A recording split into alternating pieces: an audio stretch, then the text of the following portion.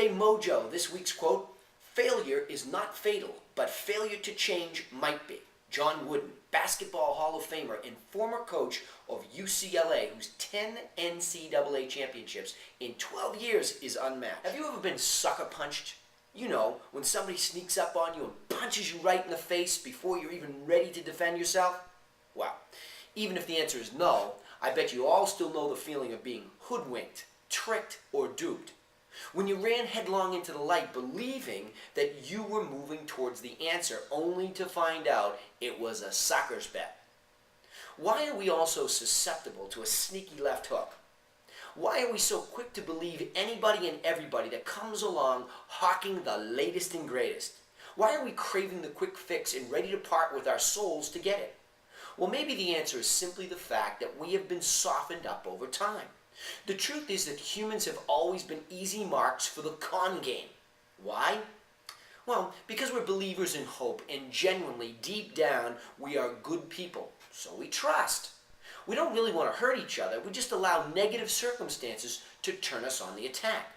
We figure that if we got screwed over by life or other people, then the simplest reaction is revenge. Furthermore, this gets compounded by laziness. Why work so hard to achieve when we can simply take the shortcuts and get what we want without the sacrifice? But we all know a victory at the expense of others is shallow. That feeling that follows as we rest on a pile of cash is painful. So we lie to ourselves and run down the justification road. What's the big deal, we think? Those losers deserve to get separated from their possessions. Survival of the fittest. Just ask Darwin. So think about it. Do we really hold up the Raiders as the true heroes? Do you see any busts resembling Madoff? As this note is being composed, the American Thanksgiving is being celebrated. At a time that we remember the first European settlers of the country. As fate would have it, I lived near Plymouth Plantation and decided to take my kids there to take a walk back in time. But what I didn't realize is how this would crystallize for me, where we're all sort of off track. The most remarkable sight is the replication of the 1600 settlement of both the Pilgrims and the Native Americans. Therein the first clue. We actually celebrate the founding of this country when in fact for many unnumbered years the place was already inhabited by natives. Tribes of tight-knit families that had names like Wampanoag. Yet when Columbus got lost, he thought he was in India and decided to be consistent with his mistake and refer to them as Indians. Sort of like you calling me Bobby in spite of the fact that you later realize I'm Danny, but keep calling me Bobby anyhow. So how does this relate to being sucker punched? Well, simple. What happens throughout the next chunk of U.S. history is that the settlers begin to perpetuate one of the greatest hostile takeovers in world history. A land rich in resources and opportunity gets plundered at the sacrifice of a native people. Just imagine inviting some guests over for dinner and they decide to kick you out of your house and make you move. The reason this theme has really penetrated my soul is because I've had the great privilege to lead a group of people in the real estate industry. Knowing the intimate details of what really ails them has changed me forever. I not only see their pain, but I've come to feel it as my own as I see me in them.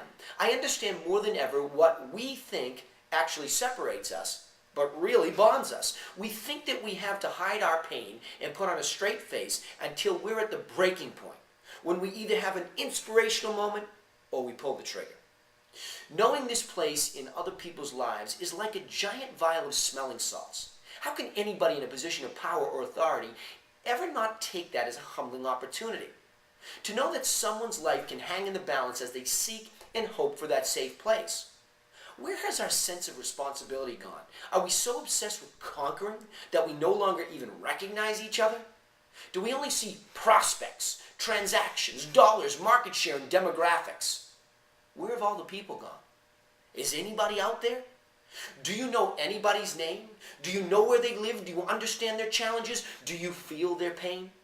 Do you ask them questions and create an environment where they feel safe enough to share so that we all can realize we're just the same?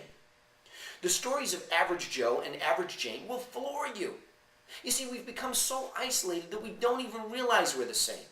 But listen, when you probe enough the story will reveal itself to you. You'll feel your own pain welling up inside. Your emotions will catch fire again, and you'll feel moved. You'll know immediately that if only you can muster up the courage to conquer your fear of embarrassment and run headlong into the wind, crying out to those in need, you'll rediscover all that matters. Now, as I close this, I wonder out loud why, when watching the movie Blindside this weekend, I felt like crying in the theater.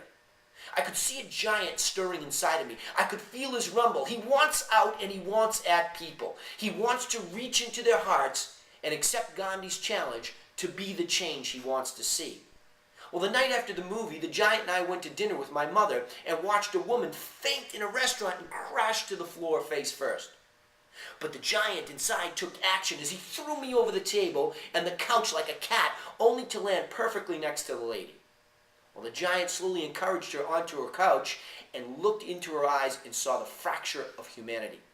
The truth is, there was no doctor needed at all, only the comfort of another human being who wanted nothing more than to help and protect. Of course, the giant knows that nobody's coming to protect us, so it's time to make the move.